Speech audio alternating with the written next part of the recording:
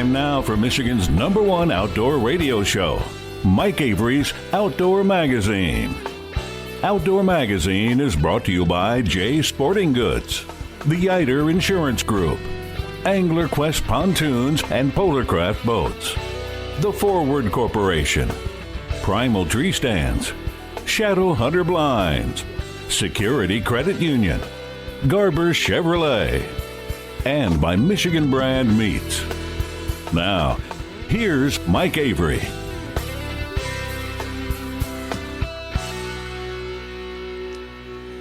Well, thank you, Ken Hunter, for that introduction, and welcome to another edition of the Outdoor Magazine show right here on the Outdoor Magazine Radio Network. 32 AM and FM stations across the great state of Michigan talking about the history and tradition of the outdoor lifestyle here in the great state of Michigan and occasionally beyond. My name is Mike Avery. I've been doing this for a long, long time, and you know what? I hope to be able to do it for a long time into the future. I have no plans to hang it up. I have no plans to retire, maybe ever, but certainly not anytime soon. However, there's one thing I have learned in my years on this earth. My plans are not always God's plans, and so I will go along with him, but it's my hope and prayer that he has a plan for me to continue to do this Outdoor Magazine radio show for a long, long time. Because of all the things I've done in my life, this is the most fun, the most enjoyable, and the most rewarding project, venture, career I've ever been involved in. And it's because for 3 hours each week, I get to sit here at this microphone here in the radio studio and talk about hunting and fishing and shooting and trapping, promote hunting and fishing and shooting and trapping in whatever way I can, defend the activities, the lifestyle, the passion of hunting and fishing and shooting and trapping. We talk about those issues. We talk about wildlife issues. We talk about conservation issues. Every once in a while, we will get into the politics surrounding those issues, but I don't talk about politics just for the sake of talking about politics. There's plenty of people doing that, and I'm not one of them. But if it somehow affects our outdoor heritage, the future of our outdoor heritage, yes, it will come up on the show. And of course, we wrap up each week's show talking about wild game cooking as well. I'm glad to have you along with us. And I'm also glad to be in the month of November. Was I sorry to see the month of Rocktober go? Yes. I love October, but you know what I really love about November, especially now that my interest in deer hunting has been rekindled? I love the fact that it is the whitetail rut. It's been cold. We had some snow here in my part of the state. I know there's been snow on the ground in the UP, which has actually got me to get out my heated vest. I was talking about that in a live stream here before the show. But this whitetail rut is a magical, mysterious, exciting, wonderful time of year. And why is that? Because the bucks are up, they're on their feet in the daytime hours now. On our lease property, we've got a couple of big boys wandering around during the daytime. The last sightings on camera were at 10:30 in the morning, 2:30 in the afternoon, and 5:30 in the afternoon. Broad daylight, plenty of light to be able to see what's going on. And I've been in a tree stand. I just haven't had a close encounter with those bucks yet, personally. I did have, though, the other day, about 6, broad daylight still, right? Plenty of shooting light. A button buck wandered in front of me, followed by a great, big, mature, long-nosed, big-bodied, fat doe. I really wanted to shoot her. I haven't shot a deer in a long time, and I really want to shoot a deer this year. I really want to put a rec broadhead through a deer this year, courtesy of my dart and crossbow. But I have this unofficial policy of not shooting does during the rut Because in my mind, I'm thinking anytime I've got a doe in front of me, I've got a chance that she's going to bring in a buck. Now, yes, because she had a fawn with her means she wasn't ready, so she's not as much of a draw. But anytime you've got a mature doe in front of you, in my opinion, as a non-expert, during the rut, there's a chance she's going to bring in a buck, so I don't like to shoot does. However, I guess if you're going to shoot a doe, one with a fawn would be a good idea, right? Because it means she's not ready. This doe came in, and she begged me to shoot her. Broadside at 20 yards with plenty of light. She quartered away slightly. She put her front foot forward, opened up her vitals. Oh, I wanted to shoot her so bad. But I didn't. Because I didn't want to muck up the area. I didn't want to be wandering around, putting my scent all over the place, tracking her and dragging her out. If she would have showed up in early October, she'd be in my freezer now. Or if she shows up, well, during gun season, she'll be in my freezer. And yes, I will be out there during gun season for at least the opening day with a rifle in my hands, a 30-06 in fact.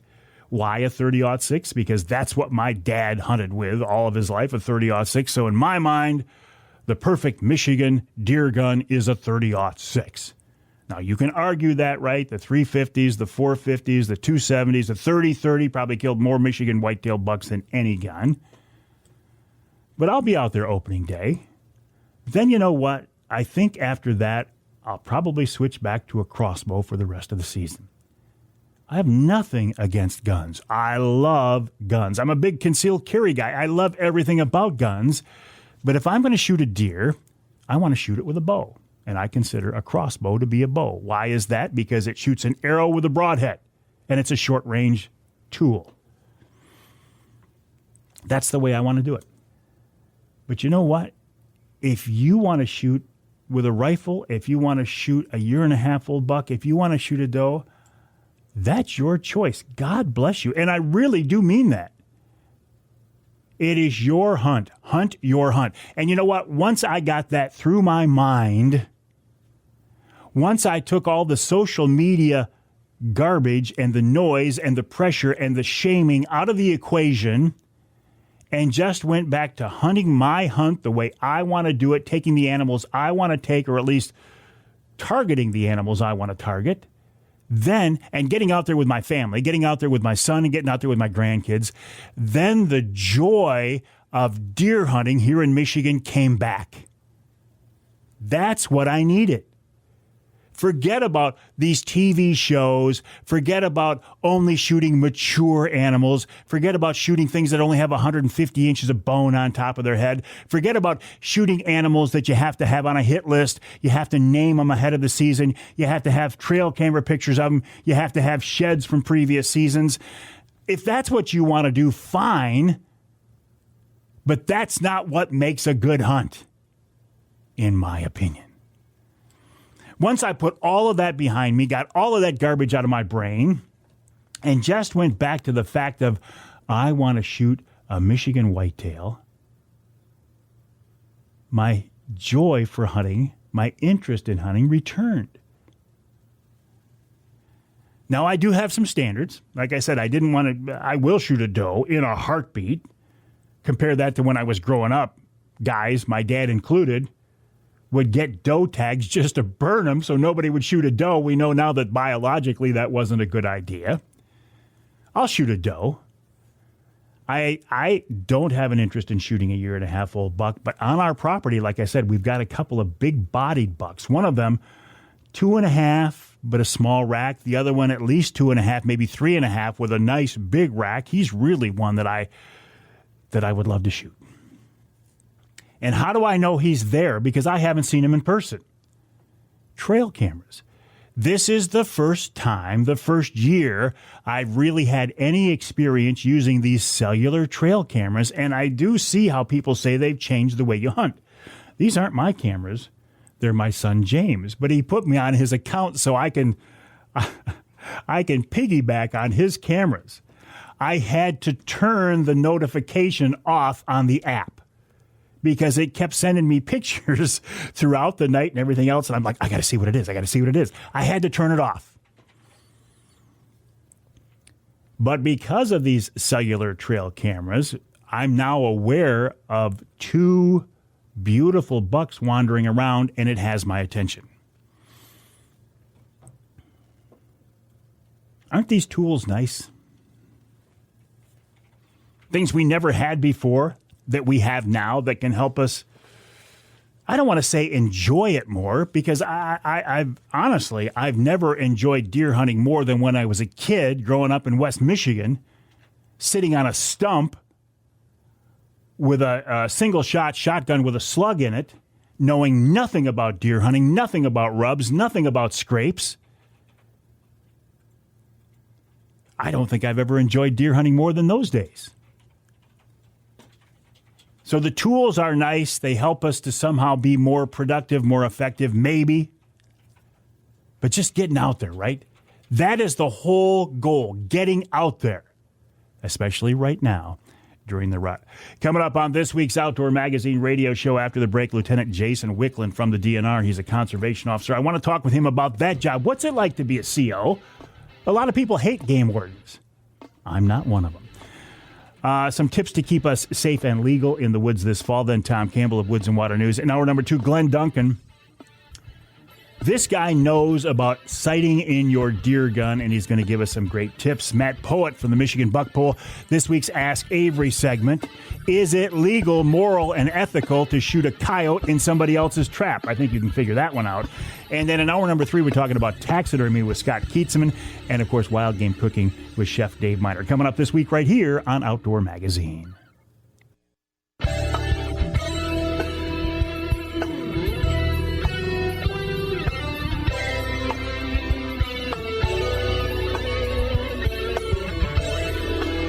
You can hear the Outdoor Magazine show on 32 AM and FM stations across the great state of Michigan, including 6 new stations in the UP.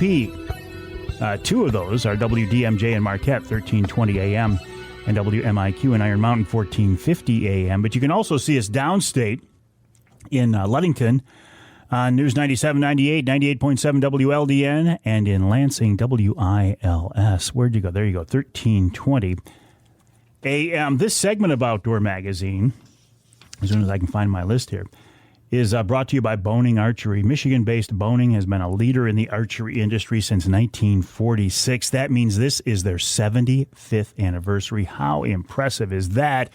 Boning has been a leader and an innovator in the archery industry. They make great products for target archers and bow hunters. I would suspect that while you are in the woods this fall with a bow, a compound, a recurve, a crossbow in your hands, you're using some kind of a Boning product. I know I am. Check them out online at boning.com. That's BOHNING, boning.com. Well, I said this is the whitetail rut. A lot of people in the woods right now trying to knock down a nice buck, a big buck. Listen, isn't that the goal?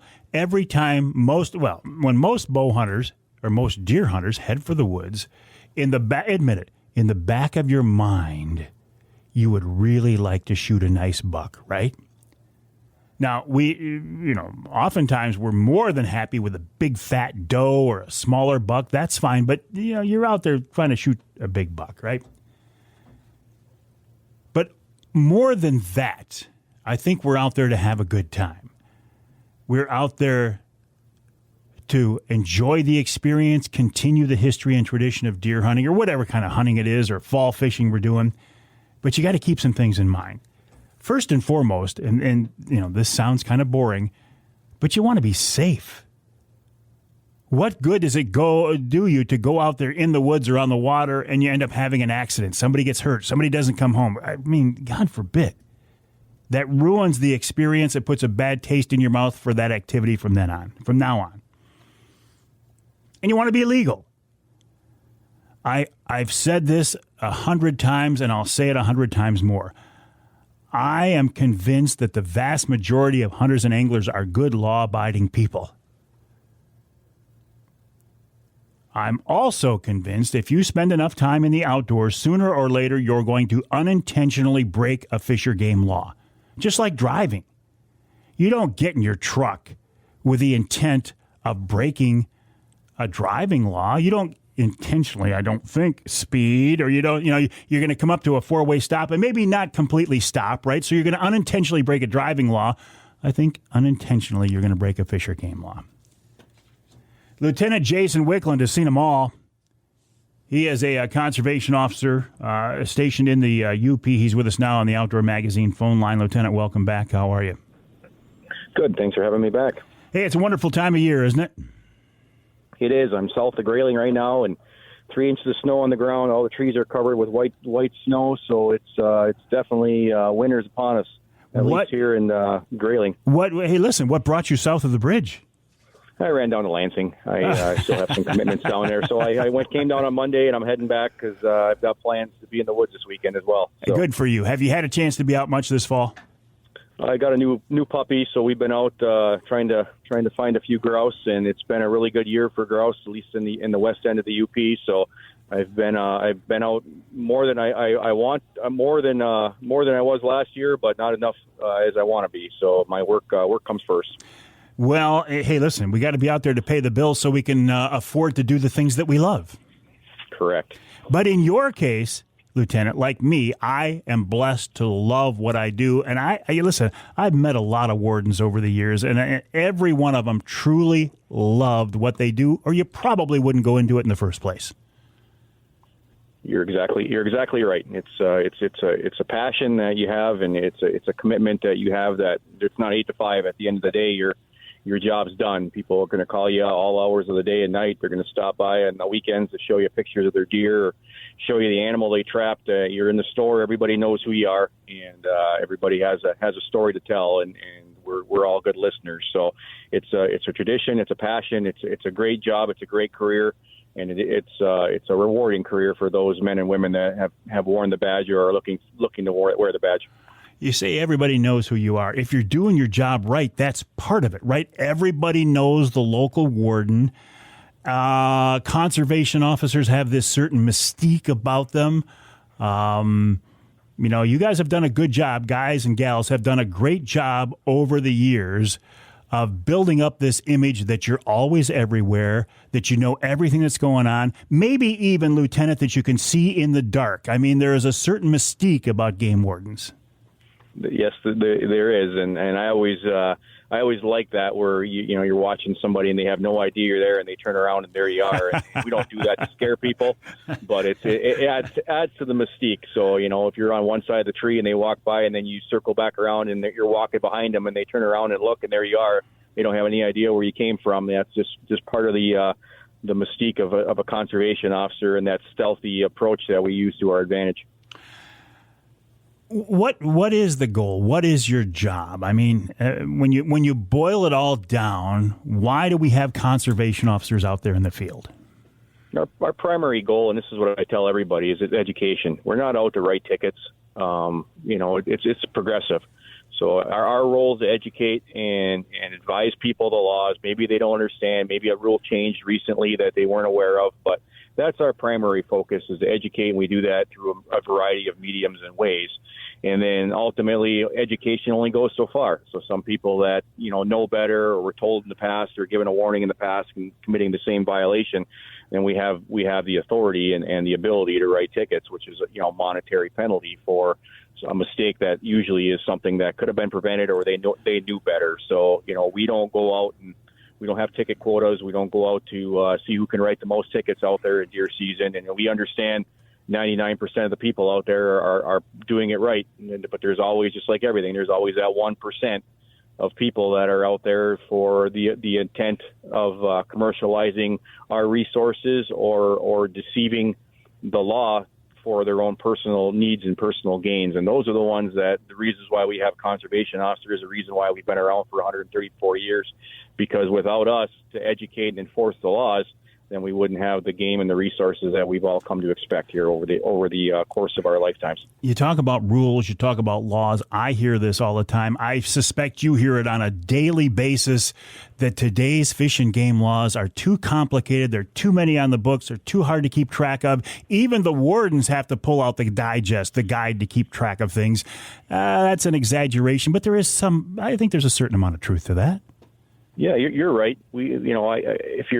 For when I was in the field, I'd have to take the guidebook out before the season started and make sure I knew if there's any changes and keep apprised on the laws, because like anything, it's perishable. If you're not practicing that enforcement, or you're not thinking about that type of stuff, it becomes stale, and you don't really know what your focus is going to be when you come across that stuff. So, I mean, it's just like duck ID. If you're not looking at duck wings and doing duck ID, we can't expect somebody to go out there and after a year of sitting, to go out there and know everything there is about duck hunting. So that's why we have to practice our craft. And we have online trainings that we assign to our officers. We have resources that gives them the opportunity to get in there and learn some stuff. We have meetings to go over the new changes and our enforcement strategies and tactics, because anytime a law changes, our standing guidance is to educate the first year.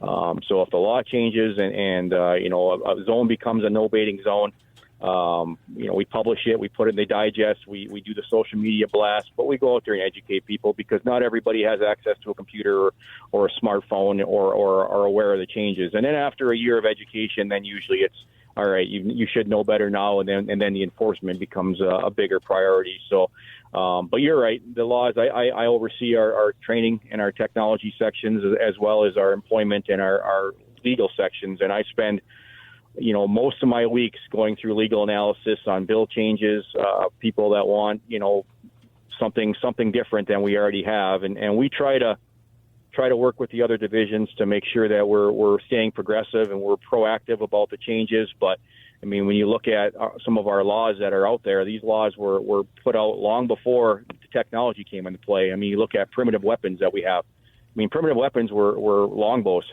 and now you've got crossbows that can shoot, very, very far distances without any problem, with great accuracy. And when the primitive weapon statute came out, it was black powder rifles and longbows. And then you had the recurve bows in there, the compound bows, and now you've got crossbows and pneumatic bows, and you've got all sorts of delivery systems for black powder and muzzle loading. Now it's really, really hard to stay on top of all the changes and balance the laws with common sense and practicality. Any major changes we should be aware of for this fall?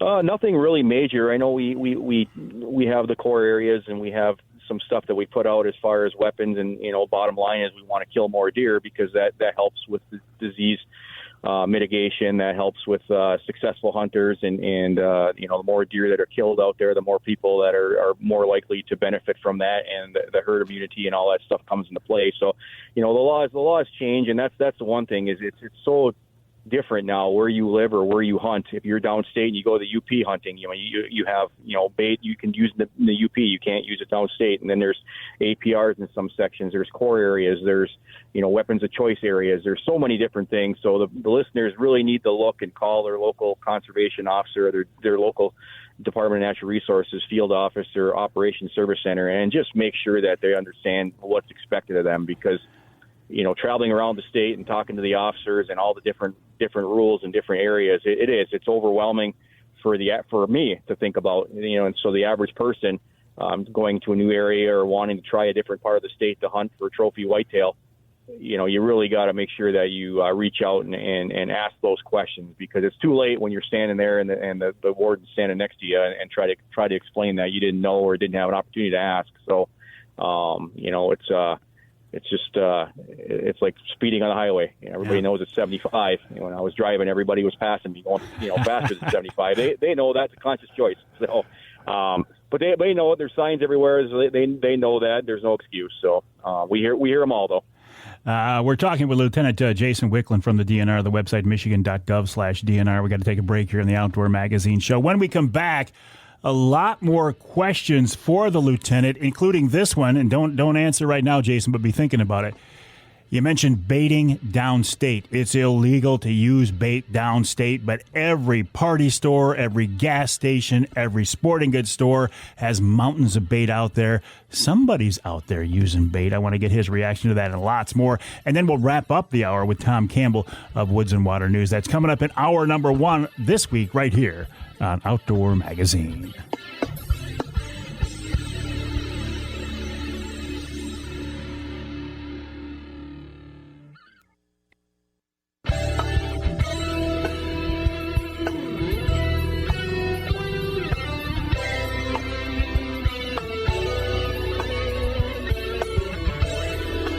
You can hear the Outdoor Magazine show in Alpena on WZTK 105.7 FM.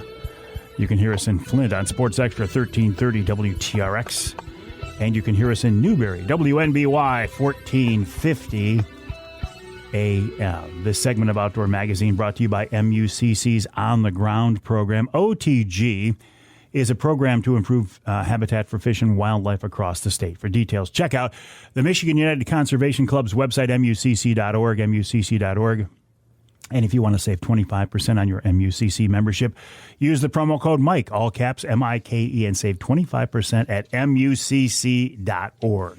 While you're poking around the internet, check out michigan.gov/DNR. There is more information on the DNR website than you will ever need or ever want to know, but it's there if you want to know it. Michigan.gov/DNR.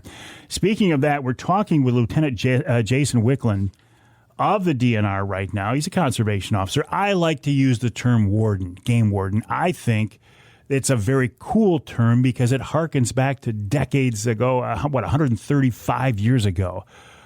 That's how long we've had wardens in the field. And you might see them this time of year because you're going to be out there and you might just run into one of our conservation officers. Lieutenant, before the break, I mentioned downstate baiting. You can't bait downstate, but every gas station, party store, sporting goods store has a pile of bait out there. How do we come up with an answer for that?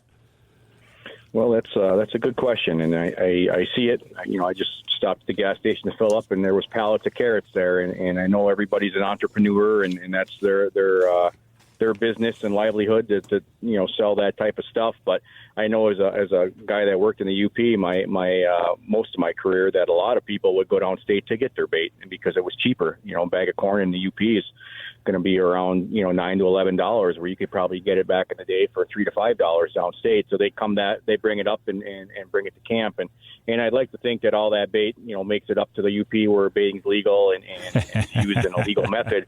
But we know that some of that stuff makes it on the private property or areas where they shouldn't be. And I've seen the corn dyed green. I've seen all sorts of stuff, tarps over the bait pile so the plane can't see it. But when people are baiting and you change the behavior of the deer in that area, everybody notices. It's easy to see from the plane. I call them wagon wheels because you can see the runways going to the bait. The hunters in the area know something's different when all of a sudden the patterns of the deer are changing. So, that's pretty big fine especially with the disease control now for baiting and recreation feeding downstate. But I've seen people with a whole truck full of cabbage and ask them what they're doing with that, and they're like, "Oh, we love boiled dinner." I'm like, So, whatever they want to do, but it is illegal, and everybody knows it's illegal. So it's a business decision if they want to take that and put it downstate on public or private land. It's going to be a monetary fine if they get caught, and some people, for them it's worth it, because I know growing up in the UP. The first time I heard somebody sitting over a pile of apples, I was kind of confused on, what that was all about, because we grew up sitting on runways, and if a deer came down the runway, then good for you. And then deer drives were really big when I was a young hunter as well, and we never heard of anybody sitting over bait, and now it's you've got generations of people. Yeah. That's the only way they've ever learned to hunt.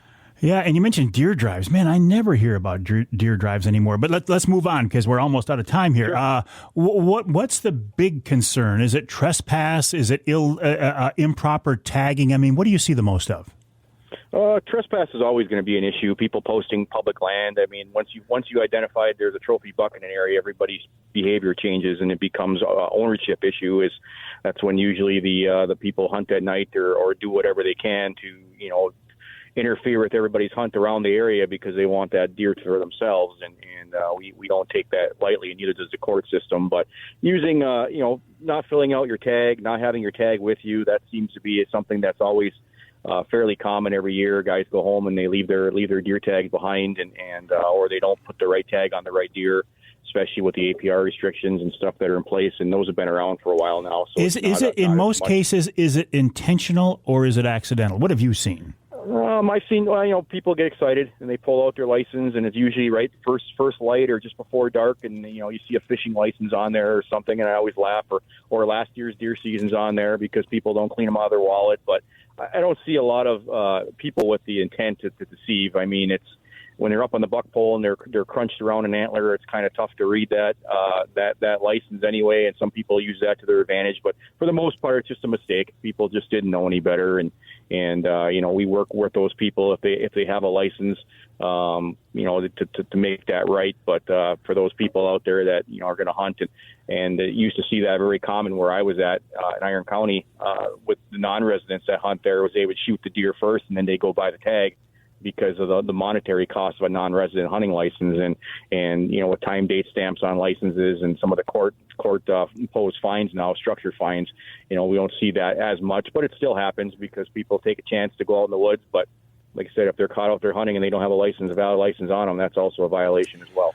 Lieutenant, I like the way you approach things, and I think in some ways that comes from being a veteran, from being having a few years under your belt, and you approach things from the perspective of, hey, if you screw up, you're going to be in trouble, but I'm not out there to bust your chops. Yep, I've got 17 years on. I've seen a lot. I've done a lot. I always, working in my home county, you know a lot of people. Those people can be your best friends, your enemies, and it's all how you treat people. And like I said, 99% of the people are out there. They're trying to do the right thing. They're trying to be safe. And the 1%ers are the ones that give a bad name to everybody. But those 99% people out there are also your eyes and ears and your sources for good information. So, Lieutenant Jason Wicklund, listen, I appreciate your time. Got to let you go. Have a great season. The website, michigan.gov/DNR, michigan.gov/DNR. We'll take a break. Tom Campbell of Woods-n Waternews coming right up.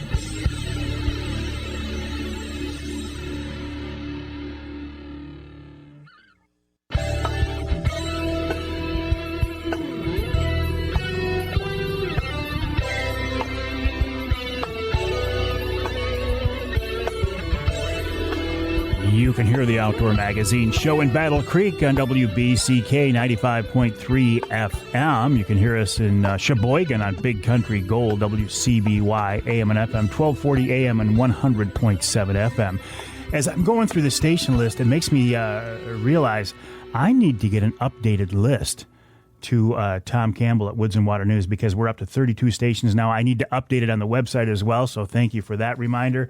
And, of course, speaking of Tom Campbell, Woods-n Waternews, Woods-n-Waternews, Michigan's premier outdoor publication. He's on the Outdoor Magazine phone line right now. Tom, welcome back. How are you? Hey, thanks, Mike. We'll get that changed for you in no time. We'll get in that December issue, which comes out next week. So, well, all right. That means now I'm putting pressure on myself to get it to you, and I will get it to you soon. But I guess the major question is, have you been out doing any hunting? Have you had a chance to be out in the woods?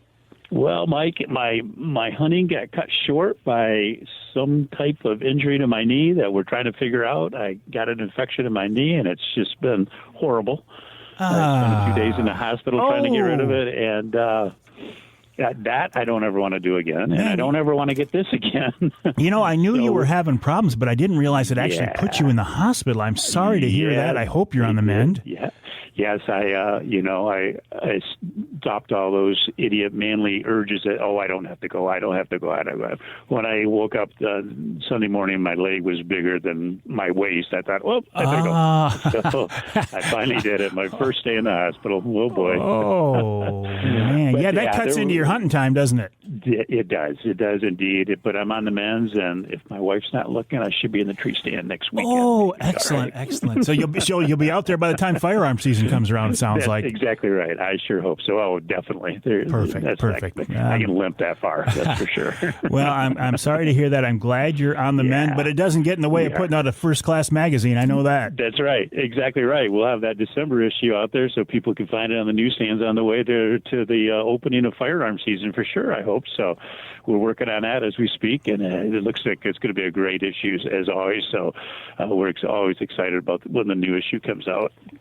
Well, and, it's such an exciting time of year, and people want to know what the season's going to be like, and, are they going to shoot a buck? And I look at things like, listen, if it doesn't matter what the season forecast or outlook is statewide, it only matters with your 40 or your piece of state land where you're going to be hunting. That's right. That's really all that matters, right? Isn't that the truth, Mike? Absolutely. And, and no amount of trail cams or all the intel or all the scouting you did, you never know what could walk by on that 40 acres too. That's the great part about it. Yeah. Every year you get stories, we get stories of never saw this buck, this buck just appeared. So that's why we do it. That's why we go out, and that's why we spend the time in the stand too, because you just never know. It could be that time. Well, and the one thing we do know, Tom, is you're not going to shoot that buck or that big doe or that small buck. You're not going to shoot it if you're not out there. Isn't that the truth? You can't do it from the couch. You can't catch fish if your line's not in the water, so you got to do all those things, don't you? It's pretty simple when it comes down to it, isn't it? Well, yeah, and it's the thing, and listen, I suspect you look at it this way as well. Part of the appeal, it's fun to get outdoors. It's fun to think about shooting a trophy buck. It's fun to put fish or game in the freezer. But continuing this tradition, that's what the older I get, that's what I go back to. I mean, my granddad, my dad, me, my grandkids are out there now. It really is part of who we are for many families here in Michigan. Oh, absolutely, right. You're so right. The family tradition that is so important, and it's so valuable to us and to everybody in Michigan. And I just, that's like you said, we embrace it too. That's what we do. You got to have fun at the same time. You're hunting and make it fun for everybody, and everybody enjoys it. And that's exactly what deer hunting's all about. Speaking of this December edition, you got a feel? I mean, I'm sure you know what's in it already, right? We do. We have some great stories. We've got some. Of course, we're going to cover that late season. We've got a great story on hunting farmland bucks on during the late season, because we got to remember now, Mike, in the Zone 3 down lower Michigan, it's pretty much that muzzleloading season has changed now to where it's basically an open firearm season. So, you can put these tactics to use now, and a lot of us forgot how to hunt farmland when December comes around. So we got a real good piece on that. Of course, we got a good piece by Kenny Darwin about how big old bucks react to snow, and very interesting to read that.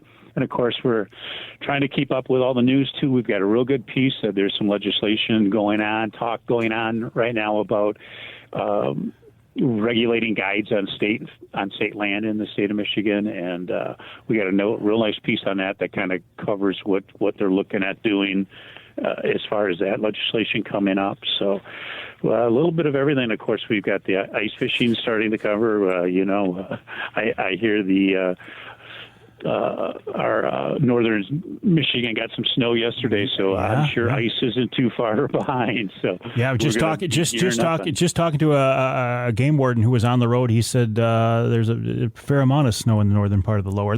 Never a lack of topics for the folks at Woods-n Waternews, that's for sure. That's right. You got it. All right, Tom. Listen, I'm glad you're on the mend. I hope you're getting out in that stand soon, and I'll send people to the website woods-n-waternews.com, and we will look forward to that December edition. All right. Thanks, Mike. Thank you, Tom Campbell of Woods-n Waternews. Again, woods-n-waternews.com. If you want to know what's going on in the outdoors here in the great state of Michigan, you can't beat Woods-n Waternews. We'll take a break for the top of the hour. When we come back, as we kind of continue to get ready for firearm season, we'll talk with Glen Duncan about sighting in your deer gun, and then Matt Poet from Michigan Buckpole, and this week's Ask Avery segment coming up in hour number 2 of Outdoor Magazine.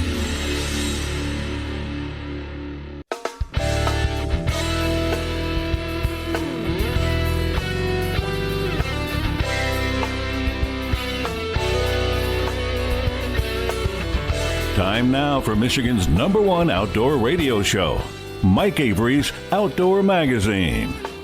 Outdoor Magazine is brought to you by Jay Sporting Goods, the Yider Insurance Group, Angler Quest Pontoons and Polarcraft Boats, The Forward Corporation, Primal Tree Stands, Shadow Hunter Blinds, Security Credit Union, Garber Chevrolet, and by Michigan Brand Meats. Now, here's Mike Avery. Well, thank you, Ken Hunter, for that introduction. And welcome to hour number 2 of this week's Outdoor Magazine radio show here on the Outdoor Magazine Radio Network, heard on 32 radio stations across the great state of Michigan. This is, first and foremost, a radio show. Now, why do I even make that distinction these days? You might say, well, Avery, I'm listening to you on my local radio station. Of course it's a radio show. Well, thank you. I appreciate wherever you're listening, but it's, and maybe this is not a big deal, but sometimes it sticks in my craw. Podcasting is a big deal these days. Everybody has a podcast, and I love podcasting. I have several podcasts. But the fact that this is a radio show kind of makes it unique because there really isn't another statewide outdoor radio show that reaches as many people as Outdoor Magazine does. And for that, I have to thank you for listening, thank my advertising partners for helping to make it possible, thank God for putting me in this position and allowing me to do this. But the show is recorded, produced, distributed, designed as an outdoor radio show. And I do think the best way to listen to Outdoor Magazine radio, if you can, is on your local radio station. There you get your local news and weather and sports, even your local commercials. Maybe there's something you want to take advantage of. Plus, the content of the show is made available to our radio affiliates before a podcast is ever even thought of being uploaded. So again, if you can, please listen on your local radio station. But if your local station doesn't carry all 3 hours of the show, yes, this is a 3-hour show, or you live in some part of our state not covered by the broadcast signal, and those areas are getting smaller and smaller, isn't it nice to know there is a podcast version available if you need it? Where do you hear the podcast? You can hear it on my website, MikeAveryOutdoors.com. You can hear it on my Facebook page. It's on Amazon Music. It's on Audible. I love being on Audible. I love Audible. I listen to Audible all the time. It's on my Twitter feed. Why? Twitter's an interesting critter, isn't it? I really don't use Twitter much, but some people do, so I put it out there on Twitter. It's on LinkedIn. It's on iTunes, Google Play, iHeartRadio, SoundCloud, Spotify, TuneIn, Stitcher, Player FM, Deezer, Odyssey. It's even on YouTube. Yes, I put the radio show on YouTube, and people watch/listen to it on YouTube, so it's nice to know it's there as well. I also do, speaking of podcasts, I do podcasts for Jay Sporting Goods, Offshore Tackle, Angler Quest Boats, Polarcraft Boats, Shadow Hunter Blinds. In fact, when we're done here with the show today, we're going to record an Offshore Tackle podcast, so you can look for that as well. Regardless, though, of how you're listening, when you're listening, what you're doing while you're listening, I appreciate the fact that you're hearing my voice. I really do. There's a lot of, as I said before, there's a lot of different content out there. Different radio shows, different podcasts, different live streams. And the fact that you're hearing my voice right now really does mean a lot to me. I wouldn't be able to spend more than 40 years now in the broadcast industry if I didn't have your support, if you didn't listen to the show, the podcast, if you didn't follow me on social media. So thank you very, very much for that. I do appreciate it. Over the years, the television show, the radio show, the podcast, I've had a chance to go some very cool places. But the thing that really sticks out in my mind is the people that I've met. I've really been fortunate, been blessed to really work with some top quality, top-notch people. And many, many of those people have become friends over the years. Glen Duncan is one of those guys who I consider to be a friend. I also consider him to be an expert. I think it's indisputable, undisputed. He is an expert in shooting, in guns, in the firearm industry, in the sporting goods industry. He's second generation at Duncan's Outdoor Shop in Bay City. His dad Charlie, ex-police officer, not now passed, former police officer, like my dad, former police officer, now passed, so we have that in common. But really, Glen grew up in the gun business, in the shooting business, and he knows it inside and out, and he's a guy I go to a lot as an expert, and he's with us now on the Outdoor Magazine phone line. Glen, welcome back. How are you? Thank you. Really good. Every time I listen to your show, I learn something about podcasts and all that electronic world I don't know nothing about, and you educate me, and I appreciate it. Well, every time I talk to you, I learn something about guns and shooting, so you educate me, so we're even. And the other question I need to ask you right off the bat, and this will be, you had a discussion the other day of a knife company. Mm-hmm. And my wife listened to your whole thing about the knives, and she couldn't remember the name of the knife company that make customs knives in Michigan. It is Rapid River Knife Works. They're out of Rapid River in the UP, rapidriverknifeworks.com. I have a custom-made knife in my pocket that I just pulled out right now. I can't speak highly enough about Chris Durson. Chris is to the knife world what you are to the gun world. I'm running notes. rapidriverknifeworks.com.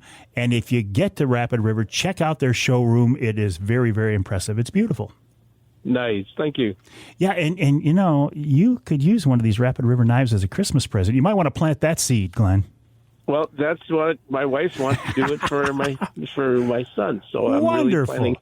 And, perfect. So, great. Perfect. Hey, listen, I saw you on TV the other day. You did a great job. Thank you. The legislation is kind of scary right now, what our governor's done, and so I was asked to come to Lansing and speak in Lansing, and it was a great day. Well, listen, I don't want to get too far off track, and I don't want to get too political, but there's a lot of people who think a lot of things she's done is very scary. Well, we're not going to be political. This is going to be that she is, and it's not just she, because I listen to other people there, and with the pandemic, and that was the initial part of it, where we were able to be open as a gun shop, not being open, the fishing thing where you couldn't have your boat with the motor on and all that stuff. There's a new law that's going through right now, and it's to do with you're going to be able to fish, you're going to be able to hunt, you're going to be able to use campgrounds, she will not be able to shut these things down unless there's really a disaster. If something happens, and there was a big discussion about it at the Capitol, that if you had an oil leak or a gas line breakage, then we don't as hunters don't need to be hunting there. We understand that kind of stuff. But that was a big thought in a couple of senators' minds, that they didn't think that we were responsible enough, that we had to make laws making sure that we could shut down places that, and we said, if there's a problem, you do. But if it's just to shut down because the COVID and what the governor thinks and understands, and then and other legislative people understand, no, then we are essential businesses, and these are essential things that people need to do and be able to do. You need to be able to go hunting when hunting season's on and something else drastic is going on. You need food, you need to get it. Well, I think you're essential. I think my friends at Jay Sporting Goods are essential, so I'm on your side. I agree with you. Well, it's just the way the law has been written in the past, and we're trying to keep that going. Glen, before we get into the topic of sighting in, which is really why I wanted to talk with you, what about ammo supplies, gun supplies? Ammo was so hard to get for a while. I feel like that's loosening up a little bit. Well, it's loosening up in the 9mm in the 5.56 .223 calibers. That's loosening up nicely. The problem is all the other calibers and stuff that's out there, the 270s and the 300. We're buying a lot of ammo from Czechoslovakia right now. We're not getting local ammo right now, and most of the distributors are saying the same thing. That this week we on the phone with companies all around the United States, and that's because I'm in the buying group at 285 of us, and we're seeing a little bit of commercial ammo of Remington, Federal, CCI, Winchester coming out this last week, and we don't know where that ammo's been going for the last 5 months, 6 months, 7 months and stuff. And so all of a sudden we're seeing a case of this and a case of that. Well, that's only 10 boxes of a caliber. So there's nothing there. Should we be concerned if we have to come into a shop and we end up finding ammo that's made overseas? Are we Is that a safety concern? Is it an accuracy concern? Well, the accuracy is, and you know that now that you've been through it with your 350.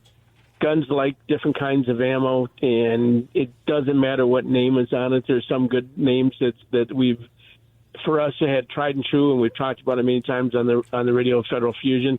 There's no Fusion out this year that we've found yet at all. So, as I was thinking about this, talking with you today, if you can buy a box of 30-06 and you need ammo, you need to buy it. So if you can find it and you need it, buy it. Don't worry too much about the brand name. Don't worry too much about even the load or whatever. Buy it if you find it. Right. If you need it. If you don't need it, don't buy it. If the people come and say, I have 2 boxes at home. Next year, I think in another year, it's going to be good. Everything's going to be back to normal unless something else happens we don't know about. But as in general, we have primary machines, and that was a big problem this year, is getting enough primers to make different kinds of ammo and stuff. The Federal Fusion's plant is open in the United States. It's running good now. Remington's plant's running good right now. The only problem they're having is a little bit on getting metal and a little bit of getting employees to show up to work. Well, that's a problem everybody's having. We're talking with Glen Duncan of Duncan's Outdoor Shop in Bay City. You can find him online at duncansoutdoor.com, duncansoutdoor.com. The reason I talk with Glen about this, he has the only indoor 200 range open to the public in the country, and you can go there and sight in, and we'll talk about that, how to do it, what to keep in mind, how to make your rifle, your shotgun, whatever, accurate for the upcoming firearm season right here on Outdoor Magazine.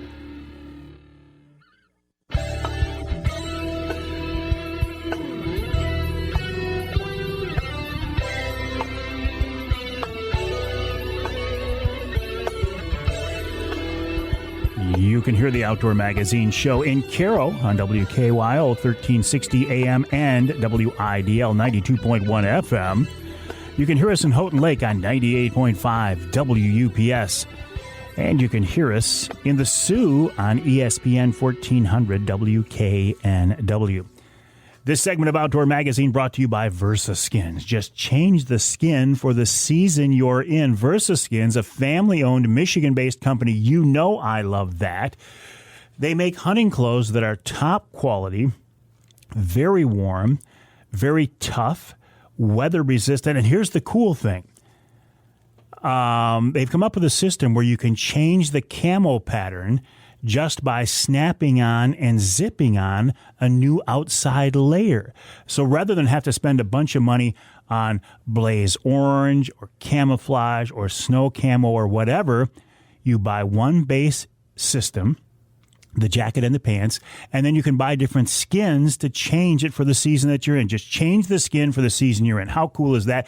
And they make hunting clothes up to 6X, so they can cover everybody, literally cover everybody. The website, versaskins.com. That's versaskins.com. Also, while you're online, please check out my website, MikeAveryOutdoors.com, and then head on over to DuncansOutdoor.com, the website of Duncan's Outdoor Shop in Bay City. We're talking with Glen Duncan. And the reason I want to talk with Glen this week is because of his years in the shooting industry and the sporting goods industry, but because he has that indoor range like nobody else in the country. I think Glen and his people have more experience sighting in rifles, deer rifles, whatever, than anybody that I know. Glen, that is pretty cool that you've got that range system there, isn't it? Thank you. Yeah, to have the only 200-yard indoor rifle range is a great thing to have. But it's not just the 200. You've got shorter ranges as well, right?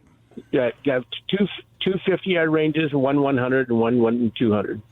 So the average Michigan deer hunter, I mean, I can see a lot of guys coming in there sighting in at 100 yards and being good to go. Right. Probably 80% of people will do that. They come in, they're shooting the 50, the 100, and then that's good enough. Most of my shots, and if you take the average for all of for Michigan hunters, a long shot is 175 yards for most people. Well, I know that when I used to go out west to deer hunt, go out to Kansas or something, I would get on your 200-yard range. And I'll tell you what, when you're looking down that lighted tube out to 200 yards, it's like, man, that thing's in the next county. That thing's down in Saginaw County. Especially when you can't see your target with your naked eyes and you look through the scope and go, oh, it's down there. It's there. It's there. So listen, what is the key? And I realize our conversation today is different than it would have been 3 years ago about getting your deer rifle as accurate as possible for the upcoming firearm season. Well, this time we're really limiting it. We're not limiting, but we're trying to get it so you get a couple shots at 50 and get you on, move out to 100 and shoot a couple shots, and if you're going to go the 200, shoot a few shots. And it's you needing how many rounds do I need at 50 to feel comfortable and be able to go to the 100-yard range. Before we were like people. I'm going to use the word practicing a little bit more, taking a little bit more, shooting more rounds. And right now we know everybody's short on ammo. Everybody in the country is short on ammo. That we are trying to make it so you'll shoot less and get comfortable quicker. Maybe not as comfortable as you really like to, but you don't have the ammo to do it. So we're trying to work around the ammo. Yeah, in the past, you would recommend, hey, buy, as much as your budget will allow, buy 2, 3, 4, 5 different types of ammo. I mean, same caliber, obviously, but different manufacturers, yep, different loads, different bullet weights or whatever, to see what your gun likes. These days, that's kind of a luxury. Right. Nobody can do that right now. Nobody has all the variety of ammo that we used to have and stuff this year. So it's just want to make sure you're accurate. Want to make sure your gun is working and that first shot is good, and that's what's important. Yeah, that's a very good point. You could shoot 10 different rounds, but it's the first 10 different rounds on the range, but it's that first one in the field that really is the one that's important. Right. You don't have a lot of time to shoot 2 and 3 and 4 shots and stuff, so that first one is the important one. Which brings up what I think is an interesting point of this conversation. People like to take care of their guns. It's a big investment. We like to keep them clean. We like to keep them well oiled. We want them in good shape. Should we sight in on a clean barrel or on a dirty barrel? You ask that too often. No, I ask it every time we talk because I think people wonder. And it's really the gun. The gun's going to tell you. There's guns that I own that every 50, 60 rounds shooting competition that I'm cleaning that gun. And there's other guns I'm shooting 200 and 300 and 400 rounds before I clean that gun. When that first shot comes out of your barrel, if you got a clean gun and it shoots right on, great. If you shoot a few more shots and it stays right on, you're the luckiest gun to the guy with the luckiest gun. If you shoot it with a clean barrel, you shoot the first couple of shots and they're not really good and close together, and then the next couple they start getting nice and close, then don't clean your gun. And that's it. Go ahead. Well, if we leave the barrel dirty or leave it fouled, is that going to hurt it? Is it going to hurt the rifling? Are we damaging our gun by not cleaning it all the time? Not anymore. Years ago, the powder and the primers were very corrosive. And if you didn't clean it today, and it was like the old muzzleloaders, if you don't clean them today, it's going to be rusted tomorrow. The ammo we're shooting now is so clean. In fact, if you look at the inside of the brass and you look around the casing, a lot of the ammo doesn't hardly look like you shot it because the powders we're using are so much cleaner. The primers are so much cleaner, and there's not that bad chemicals in there that's making your gun rust. So that's the big difference right there, then, isn't it? Right. If you're out in the rain, clean your gun. If you're out in the snow, clean your gun. Wipe it down, get it cleaned up and stuff. If you get snow down a barrel or dirt down a barrel, clean your gun. But other than that, wipe it down every time you touch it so your fingerprints and that doesn't get left on the gun and rust your gun, or you had some acid on your hands or something, or water on your hands. Wipe your gun down. Keep the outside looking great. You don't have to clean the inside as much as you used to do because the ammo is so much cleaner. But if you have a semi-automatic, you want to clean the chamber all the time. What do you mean by all the time? What does all the time mean? Every time you shoot it? The chamber area only, not the rifling area, but the chamber where the casing goes. If you shoot it today, you want to take that. They make a special brush for it inside the chamber area where the cartridge fits into the barrel. You want to keep that clean. And if you been out in and out of the cabin and stuff where it could have condensated and stuff, take a patch in that brush and just clean the chamber. Keep that gun going. That's the problem with semi-automatics, that chamber area gets dirty, the chamber area isn't kept clean, and then they all of a sudden quit working. And this has been a bad year. We've already had 4 guns that we've told the people there's nothing more we can do. We can't polish the chamber anymore. It's just rusted too much. You talk about condensation. Are we better off if we can safely, like lock our rifle in our truck overnight so it stays cold rather than bring it into the cabin and back out? Is that a better option? It's not a bad option at all, and especially the number one is the case that's doing the job. If you bring it into it with a cloth case, and a lot of times it warms up slowly, then you're not going to get the condensation that the case is helping it to warm up slowly. And if you come into a gun case like the plastic ones with a foam on it, that foam, it gets moisture at all, and you got a more chance of rusting it.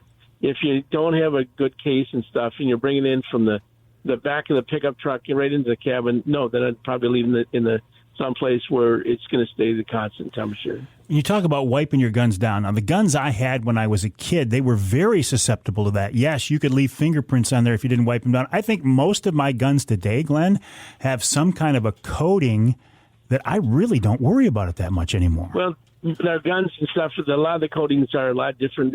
They're not blue, the acid blue that we used to use for so many years. We're using more of these. They're like a baked on paint. Right now, all the names just dropped out of my head. Well, sure, and every company uses a different marketing term for it too, right? Yep.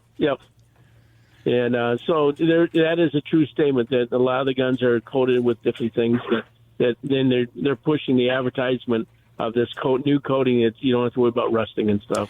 But if you got traditional old gun, you're still getting in with acid blue, the old original bluing. Those you really got to take care of. Are guns a good investment? Right now, yes, because the market's gone crazy. Because Remington's changed hands, and now that if you had original old Remington and Marlin has changed hands, and you had those, the market is the highest it's ever been. And when it goes back down, we don't know when that's going to go back down. And the other part of it is because it's hard to get guns right now, just like your boats and everything else, and that drives the market up. In your shop there in Bay City, have the 350 and the 450, are those the hot thing now? Have they replaced the 06s, the 270s, the 3030s? Right now it has, because we're talking the 450 and the 350. Most of those are new people getting into it, young kids, new shooters, and so that has drove that market up big time. And also the old people that don't want to be kicked by a 30-06. The new 350's got a lot less kick. And then if you're the guy that had the shotgun, they were shooting that 12-gauge shotgun for hunting all the time, and now you can shoot it with the 450 or the 350. It just changed that whole market. And how is that ammo supply? Off and on. Okay.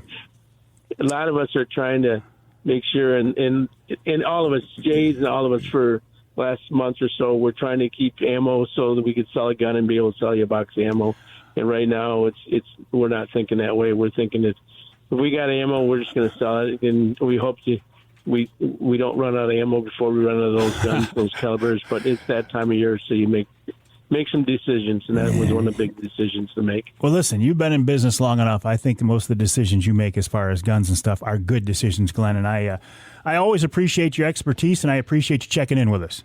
I appreciate you guys, and hope to see you out in the woods. All right, I'll look forward to that. Glenn Duncan of Duncan's Outdoor Shop in Bay City. The website, duncansoutdoor.com. Duncan's Outdoor or Outdoors? Duncan Outdoor. We'll have to check on that. It's either Duncan's Outdoor or Duncan's Outdoors. You'll find them either way. Google them. They're there. Trust me. We'll take a break here in the Outdoor Magazine Show. When we come back, we'll check in with Matt Poet of Michigan Buckpole, and then we'll wrap up the hour with this week's Ask Avery segment, talking about what you should do if you find an animal in somebody else's trap. Well, it's an interesting discussion. It's coming up here in Hour 2 of Outdoor Magazine.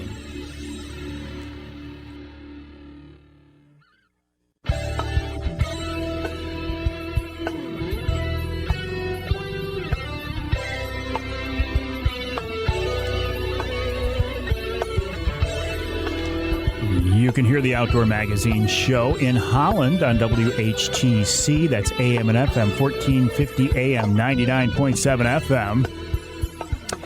You can hear us in Tawas on WIOS, 1480 AM, 106.9 FM. And you can hear us in Traverse City on WTCM.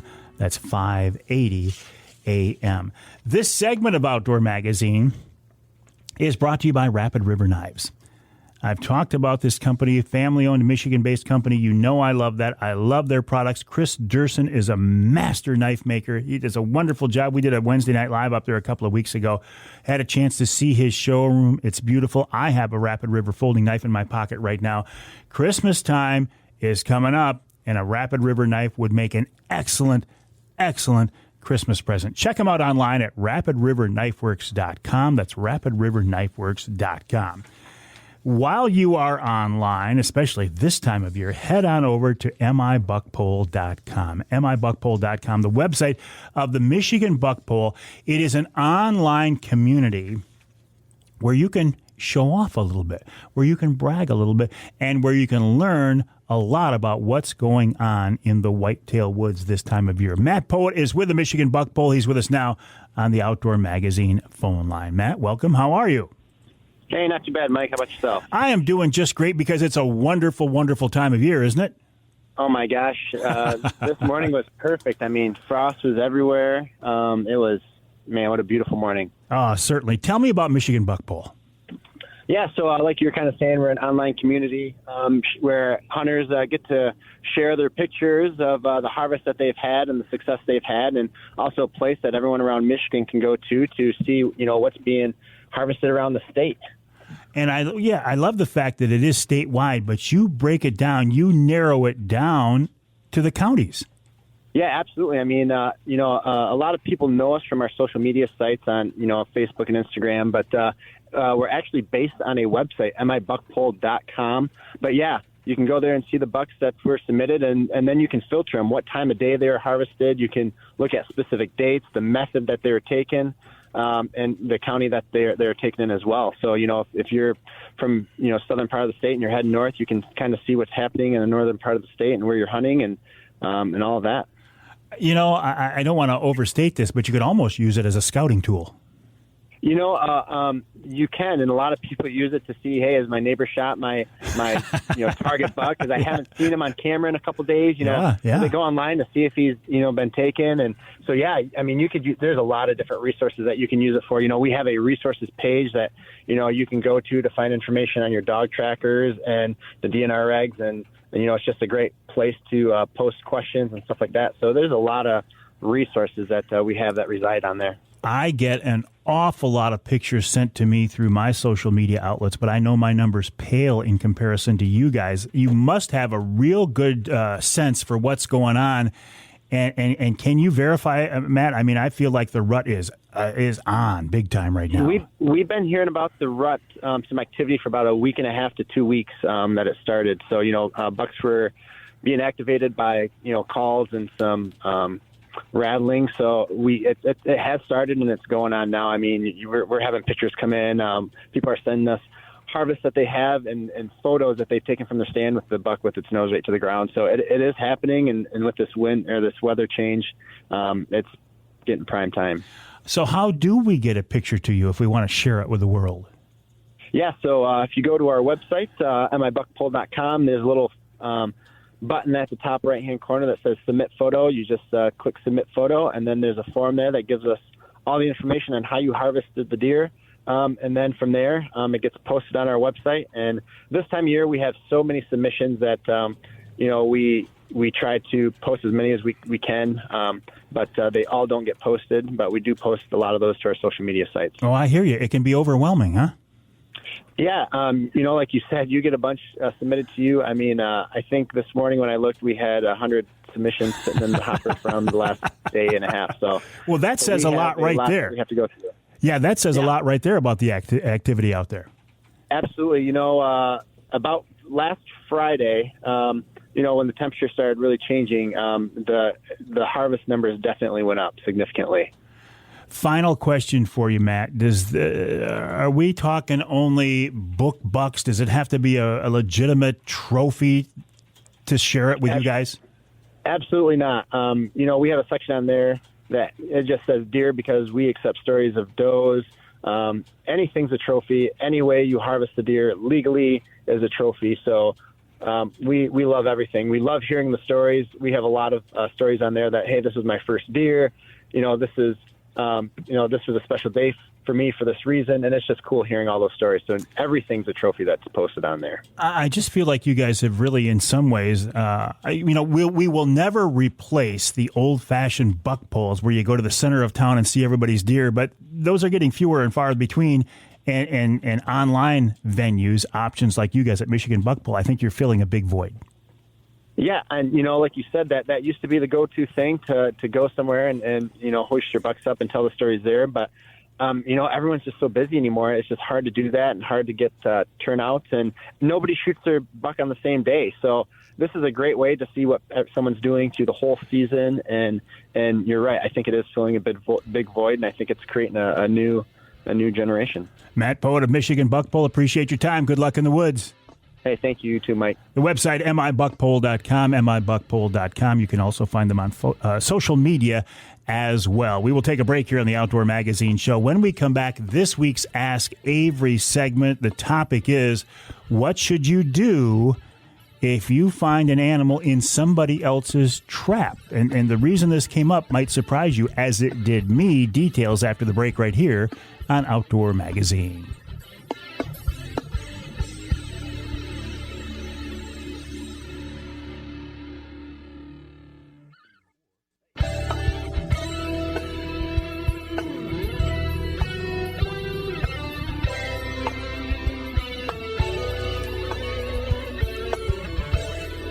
You can hear the Outdoor Magazine Show in Houghton Lake on the Twister 92.1 WTWS. You can hear us in Port Huron, WPHM 1380 AM. And you can hear us in, let's go to Manistee, WTIQ 1490 AM and 95.3 FM. Two of our newest affiliates, in fact. Appreciate that. Good to be expanding our reach into the Yoop. The Ask Avery segment is brought to you each week by my friends at Security Credit Union. Security Credit Union loves to work with outdoorsmen and women, and they can help you with your next outdoor adventure. Check them out online at securitycu.org. That's securitycu.org. The way the Ask Avery segment works is this is your chance to get involved in the content of the show. You can bring up a topic you would like discussed, a question. You can direct it at me. You can see if I can maybe get to somebody in the DNR or MUCC or something, somebody that you can't get to.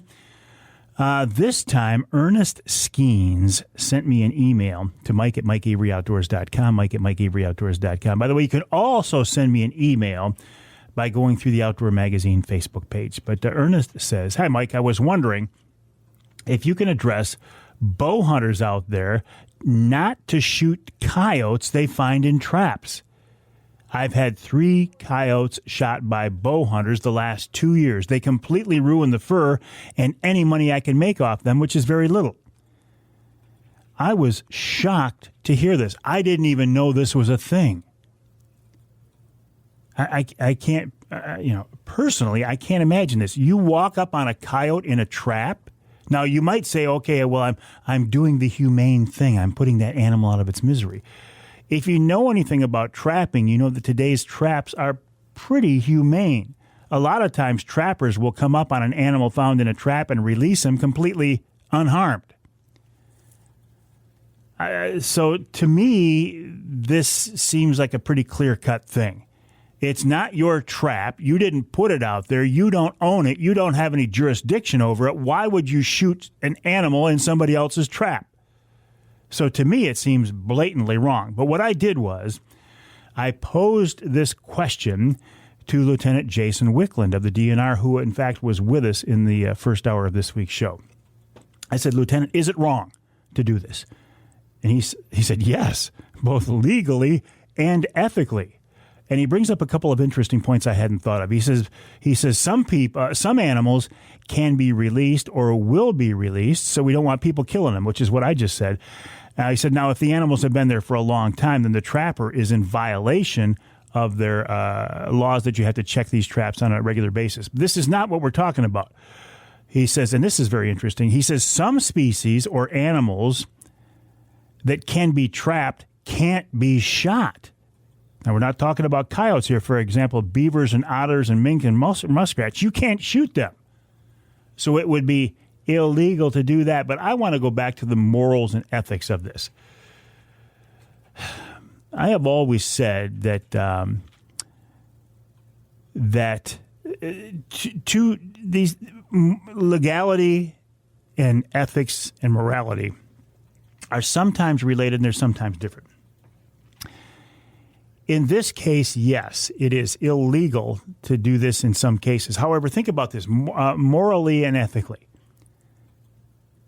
I can't imagine a bow hunter walking out of the woods, finds a coyote in somebody else's trap, and he decides to put an arrow into it. What kind of a person does that? For one thing, we as hunters like to follow this concept of fair chase, meaning that the critters that we are pursuing has a realistic chance of avoiding us, of evading us, of getting away. And we as hunters see this all the time.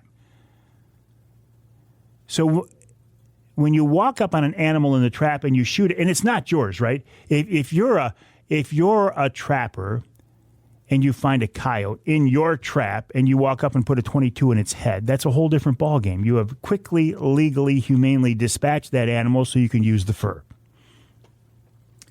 But if you walk up on somebody else's trap and you put an arrow into a coyote in that trap, this just blows my mind. This is wrong from so many different perspectives. So what Ernest wanted to do, he wanted to bring this topic up so I could get the word out to kind of remind people who might do such a warped thing not to do it. It's not your trap. It's not your harvest. It's not your critter. And it's not your right to put an arrow through that animal. I'm shocked that we even have to bring this up. But Ernest says he's seen it 3 times in the last 2 years. So please, use some common sense. Don't do something stupid like that. And what could be potentially illegal as well. I think this is a very interesting topic. Ernest Skeens, I appreciate you bringing it up. If you have a topic for me, a question for me in each week's Ask Avery segment, please send me an email, mike@mikeaveryoutdoors.com. mike@mikeaveryoutdoors.com. In fact, that is the email address. You can reach me with any kind of a topic, a question, a concern, a criticism, whatever, mike@mikeaveryoutdoors.com. And thank you once again to the folks at Security Credit Union for making each week's Ask Avery segment possible. Check them out online at securitycu.org, securitycu.org. They love to work with folks like us, meaning outdoorsmen and women. securitycu.org. We'll take a break for the top of the hour. When we come back, we'll talk with taxidermist Scott Keitzman about what we as hunters can do in the field to help make a better trophy, a better mount, whatever. And then, of course, wild game chef extraordinaire Dave Minar. We'll wrap it all up in hour 3 of this week's Outdoor Magazine.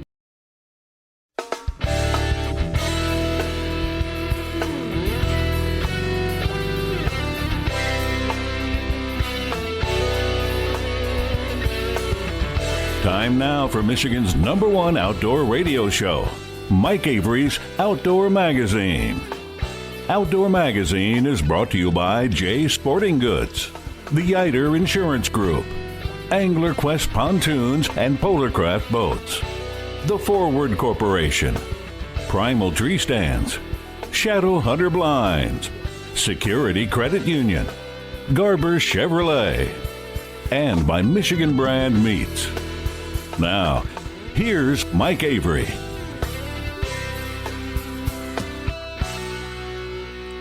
Indeed, this is the big guy, Mike Avery, and welcome to hour number 3 of this week's Outdoor Magazine show right here on the Outdoor Magazine Radio Network. 32 AM and FM stations across the great state of Michigan with the goal of promoting the outdoor lifestyle here in the great state of Michigan and occasionally beyond. We talk about hunting and fishing and shooting and trapping and wildlife issues and conservation issues and even some wild game cooking. In fact, at the end of this hour, we will wrap up this week's show, I think, with wild game chef extraordinaire Dave Minar. Regardless, though, of what we're talking about, when we're talking about it, and when you're listening, I am so glad to have you along with us. Especially now, right? Especially this time of year. If you're a deer hunter, this is the time of year you want to be out in the woods. In a ground blind, in a tree stand, in a box blind. I don't care what it is. I don't care what time of day it is, because the two biggest bucks that we've seen on trail cameras have been in the middle of the day. One at 10:30 in the morning, one at 2:30 in the afternoon. And again at 5:30 at night, but it was still broad daylight out. I have at my house a lot of mounts of outdoor adventures, of hunting adventures I've had really around the world over several years. I walk by these mounts every day as I head into my office. I'll be honest, a lot of times I walk by them and don't give them a second thought, but every once in a while I'll stop and look at them and it'll bring back a memory.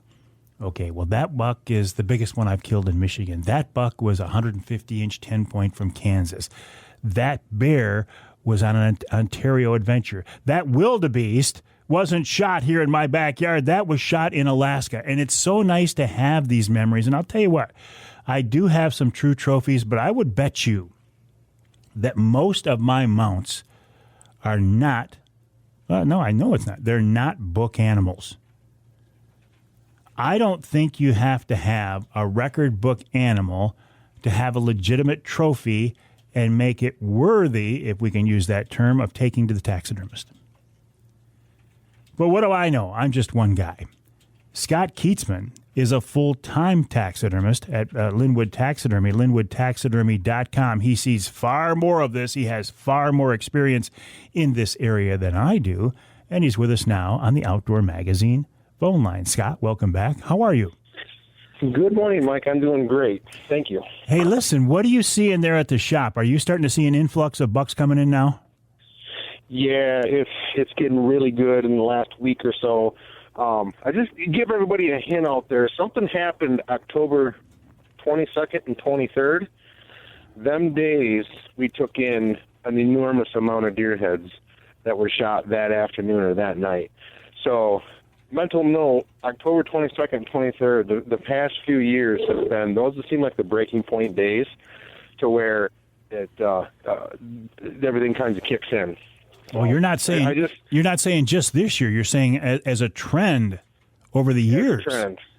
Yeah, and it's just something I do. I just kind of I mentally keep track of this, and I can go back in my log books and look to see when the an influx of deer heads have come in, and it's October 22nd and 23rd and November 9th and 10th. Well, I've always thought, for years, I thought November 9th. For some reason, my personal hunting history, November 9th is my best day. I've seen more bucks on November 9th than any other day. Yep, I can tell you a lot of deer are killed on those 4 days. So just something for everybody to kick around. No, and I appreciate you bringing that up. What are you seeing as a trend the last few years? Are you seeing bigger bucks? Is the goal of many Michigan hunters to let them go, let them grow? Are you seeing that come to fruition at all?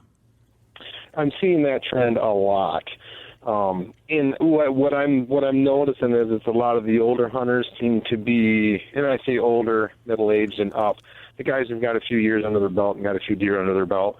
They're definitely this let them go, let them grow deal is definitely gaining traction. And we're seeing by that happening, in the past 3 to 5 years. Now, granted, I'm working on right now as I'm talking to you a broken horn scored a little 8-pointer, that a guy shot. This is his trophy. Mm-hmm. That's fantastic. Mm-hmm. We love that. But in general, the bigger picture, we're seeing much nicer deer than, say, 10 years ago. Much nicer. Well, and I'm glad you brought up that this rack that some people would not consider a trophy. I don't think an animal needs to make the book to be a trophy and worthy of bringing to the taxidermist. No, absolutely not. I hear, as you can imagine, all kinds of stories. This particular, he's actually a 3-point. He's a broken up 8-pointer, should be. This guy's got a small tract of land up in the Tawas area. He doesn't shoot many deer, so when he does get a buck off there, he gets that mounted. I've done probably 5 or 6 of them over the years. None of them are huge, but, he doesn't have the opportunity at the big racks. So these are his trophies. And God bless him. Exactly. That's great. But I hear them all. And we do everything from spike horns to does to cow elk to big, 320-inch trophy bulls. So it's eye of the beholder. I bet you do hear a lot of stories. It's rather time consuming, let me tell you. Like just drop the rack off. Tell me what you want. Let me get on with business. I enjoy the stories. I do, and I'm a hunter and fisherman. I enjoy the stories, but you can tell me once, and I'm good with that. I got it. So listen, what is the? And I realize it's a long, involved process, but the short version. What is involved of turning a deer head into a mount? A lot of work, and I think that's what a lot of people don't realize. You can skip a lot of steps and turn a mount out in 30 days.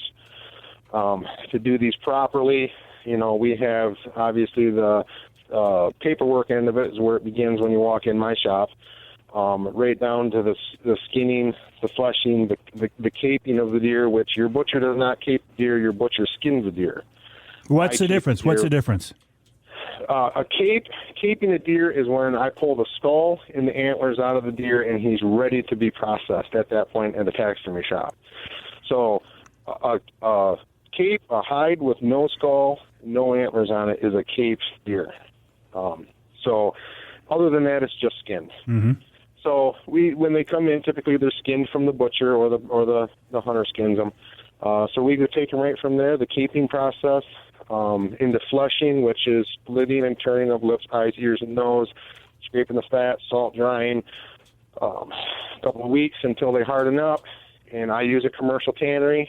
I got my own opinions about that, but I prefer a commercial tannery. So they go off to the tannery, and sometimes they're anywhere from 3 to 6 months there. You got to remember, at a tannery, yours isn't the only hide there. They do about 4 million hides a year. So it's a very time-consuming process. And then they come back, and they're not ready to mount. I got to do some finish work on them, some thinning of the hides, some ear liners, and get them ready to go on the form. Ordering of the form, the eyes, the proper pastes, and everything to put these things together. And then the mounting process. So it's, in times that by 150 or 200. It's a very time-consuming process. Well, I would like to hear your thoughts on tanning. Obviously you feel very strongly about that. It's the difference between a good mount and a bad mount. It's makeup to a woman. It's beautiful in the end. Without it, it's, I don't want to say that. Nah, you better stop. You better stop right there. Let's find a different analogy. But what is tanning? What does that do to the hide? Why do you need to do it? It's the process of removing natural enzymes out of the skin and replacing them with artificial ones to preserve it. When my deer heads leave here, the skin is actual leather. It's leather stretched onto a form. It will never deteriorate. It will never split, crack. The hair won't fall out. In 40 years, provided you take care of it, keep it out of direct sunlight, out of direct heat, out of wood stove heat, out of the garage, out of the bugs. There is some maintenance involved on the personal level. In 40 years, this deer head should look like the day you pulled it out of my shop. And I stand by that very, very firmly. I use the nation's largest tannery. I'm not afraid to say who I use. They don't pay me to use them, but I use a wildlife gallery out of Mount Pleasant, Michigan. They're a big dog too, right? I mean, they're across the country. They're known, right? Oh, they're all the way to Alaska, Texas. Yeah, up into Canada. Yeah, it's the nation's largest tannery. So obviously they're very, very busy. Their tan, in my opinion, again, they don't pay me to say this by no means, is superior. Other people have other opinions of them. I've never had an issue. My mounts Like I said, in 40 years, they're superior. Now, there are taxidermists who are very talented, and they tan their own hides. Obviously, you can bump up your turnaround times by doing that. Typically, those taxidermists limit what they take, 25, 30, 40, 50 deer heads a year, because tanning is very, very time-consuming. Hang tight, Scott. Listen, we got a lot to talk about. I want to follow up on this and lots more. We're talking with Scott Keitzman, taxidermist from Linwood Taxidermy, the website linwoodtaxidermy.com, linwoodtaxidermy.com. So many questions that I have for him, but we have lots of time coming up after the break right here on Outdoor Magazine.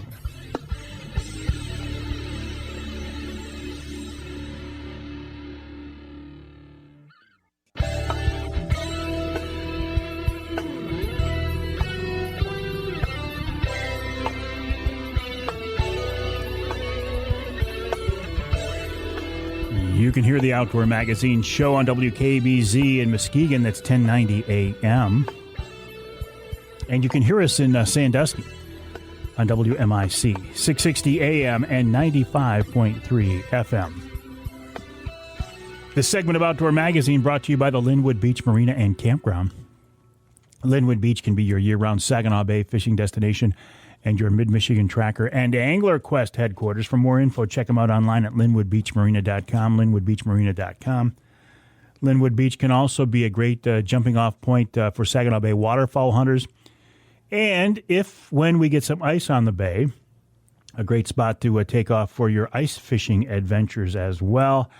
And if you haven't put the boat to bed for the winter yet, Linwood Beach can help you with that, with winterization, with shrink wrapping, and storing your boat as well. And their mechanics there are top-notch. Just good people all the way around. LinwoodBeachMarina.com. LinwoodBeachMarina.com. I didn't intend it this way, but it's kind of a Linwood segment right now because I'm turning our attention now to Scott Keitzman of Linwood Taxidermy, LinwoodTaxidermy.com. Scott, again, so many different areas I want to cover, so I'm going to maybe move around here a little bit. If somebody's going to do a shoulder mount, or if somebody's going to have a taxidermist do a shoulder mount, which I think is probably the most popular option out there, how much hide, how much skin should we bring to the taxidermist? Because I feel like a lot of times people don't leave you enough. Yeah, that's always a frustration of mine. I say bring me the whole hide. You're going to skin deer anyways, or you're going to pay a butcher to skin it. Tell them you're going to get it mounted, you want the whole hide back. That way, when you come in, you pick the style of a mount you want, which there's many, many styles. The taxidermist can make sure that they cut the hide off properly for the mount that you choose. If that's not an option, you're packing deer out of the mountain, you're out of the woods or whatever, 6 inches behind the front shoulder. So figure where the back of the front shoulder is, what people call the pocket, where you want to put your arrow, go back 6 inches, cut them off there. And that'll cover just about any kind of shoulder or pedestal mount you want. And so how do we know as a customer, how do we get a feel for what pose or what we want that end mount to look like? And how do we convey that to you as a taxidermist? Well, that's what your taxidermist does. That's what you pay him for. And that happens on a daily basis. They come in. I've never had one done. I don't know what to do. Okay, it's a time-consuming process, but for a first-timer or anybody, I'll sit down with you and say, where are you going to hang it in your house? Do you want to turn left or right? Where are you viewing the animal from? How much of the deer you want on the wall? And we'll go right down the line, and I'll break, a lot of taxidermists won't, but I'll break my catalogs out right out on the table. Lay them out and say, okay, maybe this application is best for you. No, I don't like that. Okay, well, what do you want? Tell me what you want, and I'll go from there, find what suits you. You just sit down and spend time. Your taxidermist should sit down and spend time with you and figure all that out so you get back exactly. There's no surprises at the end when you pick your mount up. That ain't what I wanted. You don't get that. I want you to pick up exactly what you ordered or what you wanted. Sure. So that's your taxidermist's job. Do most people come in the door and they've got a spot on a particular wall all picked out or not? Most generally, they're repeat customers. I've done 2, 3, 4, 5, or 30 deer heads for them. Most generally, they know exactly what they want. been down that road before. They've got this mount, that mount, and that mount. I want this one. The internet's great for that nowadays. If you're not sure before, if you don't want to tie up your taxidermist for 45 minutes, go online, Google deer mounts, full shoulder deer mounts. You can screenshot a picture of it, take that into your taxidermist. This is what I want. Oh, that's a great idea. Be a done deal. That's a great idea. Yeah. So what can we do? I suspect you're going to tell me, because we've talked before, I suspect you're going to tell me that a great mount actually starts in the field. What can we as hunters do to make your job easier and, to be honest, more importantly, make sure we get the best mount possible? Yeah, I like to say common sense, but sometimes common sense isn't so common. If you even think that there's a possibility you might want this deer mounted, treat it like a trophy. Don't tie a rope around its neck. Don't drag it through the woods. Don't leave it lay in the back of your pickup for 4 days showing all your buddies. And don't leave it on your garage floor until the wife says, something stinks out in the garage. Oh, yeah, I got to get that deer head to the taxidermist. Treat it like a trophy. This is something that is going to end up beautiful, but it starts with the customer. You've got to be vigilant about keeping these animals dry, cold, and processed. I say 3 days. 3 days, no more than 3 days. If you can't get to your taxidermist in 3 days from the time that deer was shot, you need to get it in a freezer, deep freeze, and bag it and freeze it. But remember they got hair on them, and there's only so much of it. So take care of it. Well, and once that hair starts to slip, I mean, you as a taxidermist can't go back in and put individual hairs back in a hide, I don't think. No, most generally not. Once we lose the epidermis, which is the top layer of skin that holds the hair in, once we lose the epidermis, at that point it's only going to get worse from there. So at that point there's the option of a recape or a European mount or an antler mount or something like that. There are options, but once that epidermis starts slipping, you might as well hang it up because you're playing with fire right there. European mount, you're talking about basically a skull mount. I think those are they're quite popular, and actually I think they got to be a little cheaper than a full-blown shoulder mount, I would imagine. Yeah, they're a little bit cheaper. Again, cheap is, it depends on how many phone calls you want to make. Well, exactly. And listen, let's go down that road, because you can shop taxidermists and you can find somebody who's going to give you a shoulder mount at a price that is very, very cheap. But what's it going to look like 10 years down the road? Well, in defense of taxidermy is a great hobby for people. And there are guys out there that are mounting deer heads for $350, $400. It's their side gig. They have a full-time job. They make good money. This is their side thing. They do fantastic work. Beautiful. I mean, some of the best I've seen is part-time taxidermists. But then there's the full-time guys. We're making a living at it. So do we have to charge more? Absolutely. Typically the full-time guys, there's a thing called overhead. There's employees. We have things to pay for. So it's not always get what you pay for in taxidermy. I will say, more times than not, you get what you pay for in taxidermy. But it ain't always that way. You need to do your research. What's the price? What's the price range? What's the price range on shoulder mounts for a whitetail? Today, I see them anywhere from $400 to $800 for a shoulder mount. Depends on the guy. We're at $600 this year. It's no secret. I'll tell everybody we're at $600. That's what we charge for a shoulder mount, and we're a professional job. Yeah. Are we going to get the meat out of that deer if we bring it to a taxidermist? We still get the venison from it too, right? I'll have a lot of guys come with their whole deer and want me to skin it for them, and I have no problem with that. I can skin it for them, and yeah, absolutely. I'll take what I need and then send them away with the meat and the kill tag for their processor and everything. But if they're just dropping off, the deer with the neck in it still, no, I'm not going to return the meat, mainly because, I'm skinning and caping these things with dirty tools, and they're on my dirty desk and laying on my dirty floor and things like that. So it's just not a sanitary place to be eating from. No, I get it. But, yeah. Yeah, we'll send them away with their meat if they want me to keep the deer for them. Absolutely. And there is, I know from working with you, there's a fair amount of paperwork. You guys are, I don't want to say highly regulated, but there's a lot of hoops you've got to jump through as far as having the right permit, the right license with the animal, even in your shop. Yep, and that's another thing you want to look at. Your taxidermist, is you doing things legally? Are you going to drop your trophy off to somebody that's not doing it legally? And sure, they may be cheap and they may be good, but are you going to get that deer? If something comes down with the state of Michigan and they get an inspection from the DNR, which we get once a year, sometimes twice a year, I'm state licensed and federally licensed for migratory birds. So, yeah, and we also run logbooks. Everything when it comes into the shop should get a specimen tag entered into your logbooks. The customer should get a receipt and an agreement of what they agreed to at time of drop-off, as far as amount-wise and money-wise, what was left to deposit on the deer and things like that. So, yeah, we are regulated. And if you're dropping your deer off to somebody who's not, don't get angry when you never see that deer again. And as far as turnaround time, don't drop something off with you and expect to give it for a Christmas present. No, absolutely not. Turnaround times vary. Right now, obviously, we're in unsettled times. Businesses are struggling to get things out. They're struggling to get product in their doors. They're struggling with employees. That's no different in the taxidermy world. You're probably going to get a quicker turnaround from a part-time guy who's doing 25, 30 deer heads a year.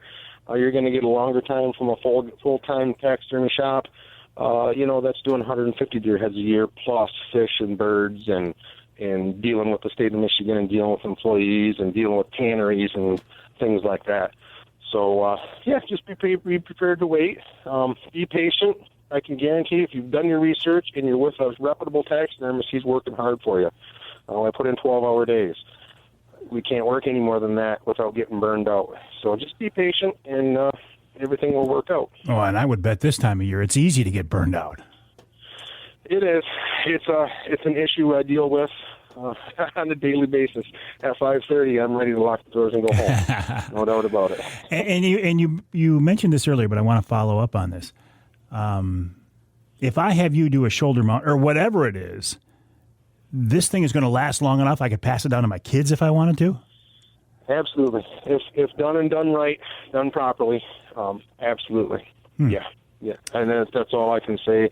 I can't prove that. There's no way for me to prove it other than for you to come in and get a shoulder mount done in 40 years from now, bring it back to me. If I'm listen, alive. I tell you what, I'll shoot a big buck this fall, and we will do that experiment. I hear you got a couple walking around. We got a couple walking around there. Just got to have them there when I'm there. You got to throw that dart and up and pull the trigger. That's all what you got to do. I will try to make that happen. Scott Keatsman, always a pleasure. The website, LinwoodTaxidermy.com, LinwoodTaxidermy.com. He's done work for me, and I highly recommend him. Have a good season, Scott. We'll talk again soon. Thank you, Mike. Hopefully we see you soon. All righty. Scott Keitzman, LinwoodTaxidermy.com. We'll take a break here in the Outdoor Magazine show. When we come back, man, Pat, we're almost at the end of this week's show. One more segment, and I'll kind of tie up some loose ends that are still rattling around in my brain, and then we'll hand it over to Wild Game Chef Extraordinaire Dave Minar, and he will officially and formally wrap it up with this week's wild game recipe right here on Outdoor Magazine.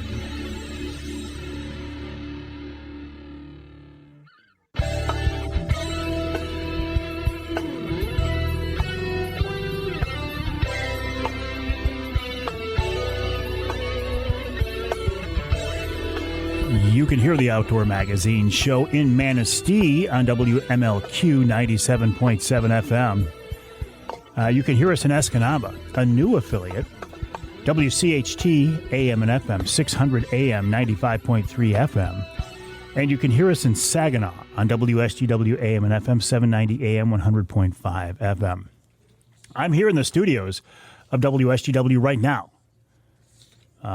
For these 3 hours, this small part of the building, this little corner right here, I consider it the Outdoor Magazine studio. Pat Johnston here with me doing a wonderful job. As always, Pat, I do certainly appreciate it. This segment of Outdoor Magazine is brought to you by Reader Landscaping. Reader can take care of your lawn and property because it's your nature and our nurture. In fact, I was telling Pat, when I get home today, the folks from Reader will either be at my house or soon will be, because they're blowing out the sprinkler system. Yeah, I know. We're a little late this year, but things happened. But I can always count on the people at Reader to take care of things, whether it's maintenance, whether it's improvement, whether it's pruning, trimming, fertilization, aeration, whatever. I am mowing my own lawn these days. I used to have Reader do that. That's the epitome of, I don't want to say laziness, but I started mowing my lawn so I could actually, with a hand mower, so I can get the exercise out of it. But if I didn't want to do that, Reader would mow my lawn as well. And now it's fall cleanup time. And it's not too early, actually, to start thinking about next spring's project. Let's skip this season coming up that starts with a W and ends with winter. Let's just skip that season and go right into spring. Anyway, the website for Reader Landscaping is readerlandscaping.com. Imagine that, readerlandscaping.com. Oh, let's see what else is on the list here. Wild Game Chef Extraordinaire Dave Minar is going to come up here in just a few minutes. Well, a couple more thoughts here.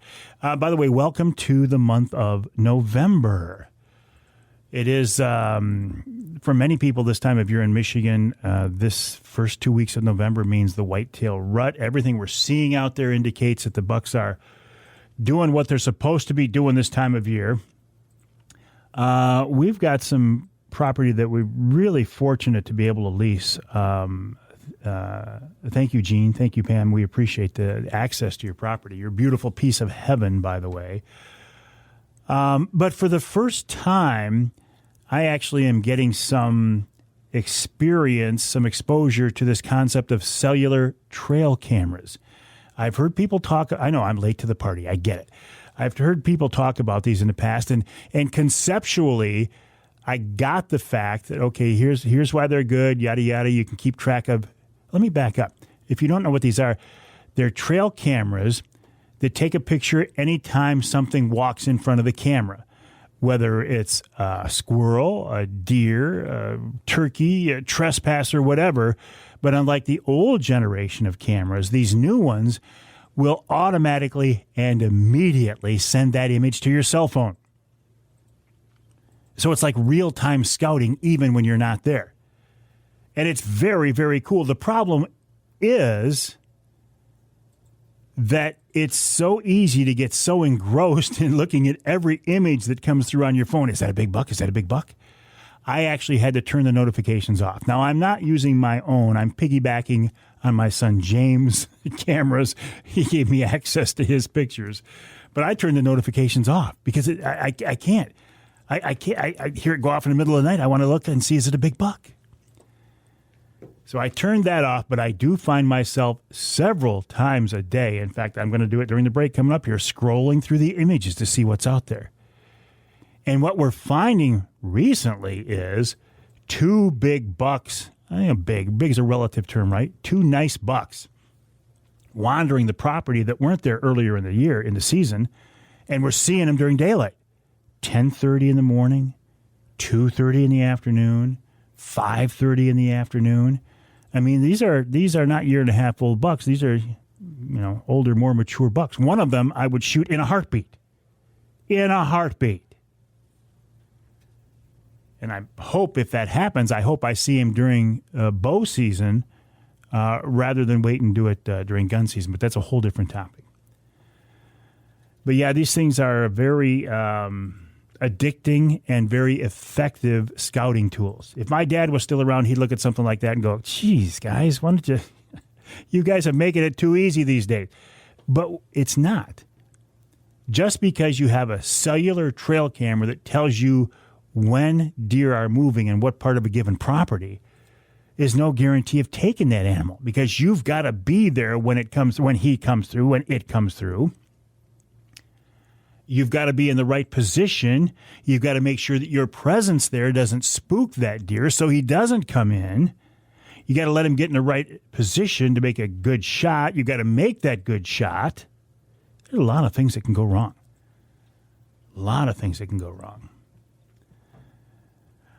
What else? Firearm season coming up here, of course, very, very soon now. I will be in the woods the opening day of firearm season with the 30-06, and then I think after that I'll switch back to a crossbow. Nothing against guns. I love guns. But if I'm going to take a deer, I would just as soon do it with a crossbow. And because of the area we're hunting, I can maybe get away with it. Now, if I was hunting southern Michigan open cornfields or soybean fields, yeah, I would have to have, I have to stick with the gun. Speaking of that, in the southern part of the state, the corn is coming down at a pretty good clip. At least it was before all the rains. That will help. The more corn that's down, the less the deer can hide in. So that bodes well for a firearm season in the southern part of the state. And in the UP, well, good luck finding a deer. That's what my friends there tell me. We'll take a break here in the Outdoor Magazine show. When we come back, we will wrap it all up with wild game chef extraordinaire Dave Minar. And in the meantime, I'm going to open up my phone. I'm going to pull up that app, and I'm going to see what's wandering around the property. Dave Minar coming up right here on Outdoor Magazine.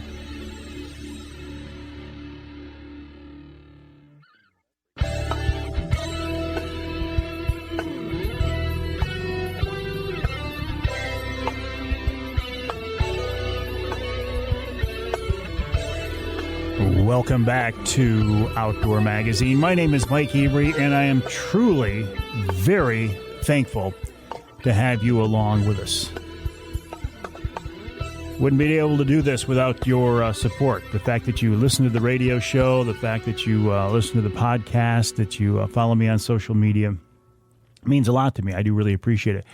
And if you're a new listener, I hope you will stick around over the next several weeks and learn more about the show. And if you're a longtime listener, thank you very much for your loyalty. I do certainly appreciate it.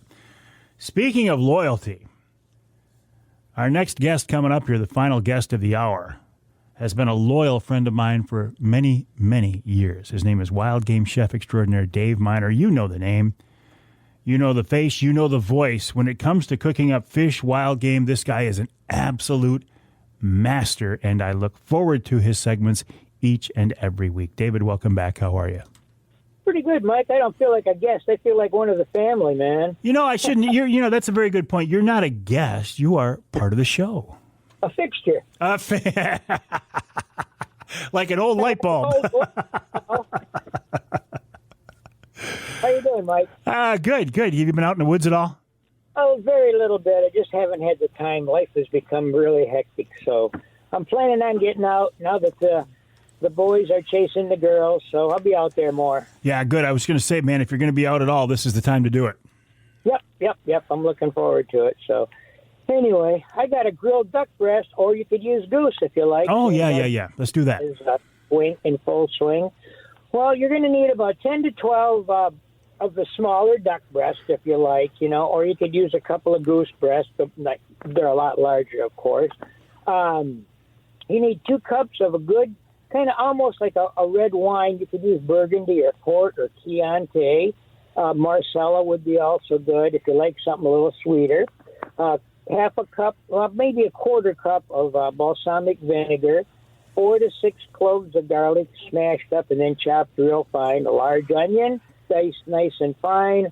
Oh, I'd like to put about a tablespoon of black peppercorns, crush them up real good. You want to get that flavor broke loose in this marinade. And I put bay leaves in this because we're going to strain this at the end, so we're not worried about getting any of the bay leaves out. About a quarter cup of toasted sesame seed oil, a quarter cup of Keitzman soy sauce, low sodium if you like. And if you use salt in your diet, put about a half a teaspoon to a teaspoon of salt in this, 3 tablespoons of brown sugar.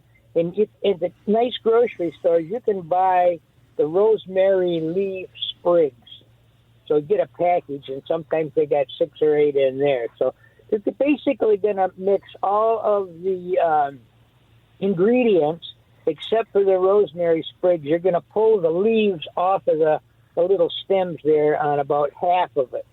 You get that in the marinade. So you want to make sure you get all the fat, the skin, the feathers, and any shot driven into the meat in like a glass dish or maybe like a pie plate, pie tin or something like that, whatever you're going to use. Actually, a Keatsman would work real good, too. So you want to mix this all real good with the meat and refrigerate it overnight, at least 12 hours, maybe more. And then about 2 hours before you're going to do this, take a little bit of that marinade and soak the rosemary sprigs in it. So get the barbecue hot, real nice and hot, with a paper towel soaked in oil and using a tongs. You want to season them great. You want to run it back and forth a whole bunch, okay? And make it so that it's not going to stick. Put the rosemary on the coals or over in the corner of the barbecue, because if it catches on fire, you don't want that soot to go right on the meat. And then you want to grill these, turn them a few times so that they don't burn. You want to do it rare to medium rare at the very most. Same thing if you're going to use goose breast. You want to do this, leave it pretty rare. I like it rare myself. Cold in the middle on the goose breast, but the duck I like to have a little bit more done. So you can take some of this marinade that's left, strain it off in a hair fine sieve, get all of that particulate out, and then heat it up. And if you like, you could take a little cornstarch, thicken it up, or just leave it as is, kind of loose like that. Use that as a dipping sauce. It's a killer way to use duck breast. I really love it on the grill. And it has you could actually put some kind of wood chips if you like, but that rosemary imparts a heck of a great smoke flavor. Wow, that sounds wonderful. And David, how are things going at the restaurant? You're open at least part of the time now, aren't you? Yeah, we're open Thursday through Sunday. No, not enough help to run the rest of the week. I've pretty much got everybody burned out on the hours that we're doing now, so we're trying to maintain. Man, I hear that from everybody, Dave, from everybody. Did somebody explain to me why this is happening? How come we never had this in all industries across the board? I just don't know. You're a pretty smart guy, Mike. What do you think? I have no idea. I'm not smart in those ways at all, but I am smart that I made friends with you many years ago, Dave, and I appreciate this friendship continuing on. You know what? Me too, Mike. It's just been glorious. All right, my friend. Have a good time. I hope you get out in the woods. We'll talk to you next week. All right, you too. You've been out? I have, yeah. I've been out and seeing some nice bucks on camera and going to try to make it happen. Wild game chef extraordinaire Dave Minar, a big part of the Outdoor Magazine show, as are you. Because like I said earlier, if you didn't listen, there'd be no reason for me to do this show. I'd have to do something else. I'm not ready to retire. I love what I'm doing. I'm blessed to be able to do it, and I thank you for helping to make that happen. The website, MikeAveryOutdoors.com. My email address, Mike@MikeAveryOutdoors.com. Don't forget about Wednesday Night Lives, Wednesdays, 7 o'clock, on all my social media outlets, and I will talk with you next time right here on Outdoor Magazine.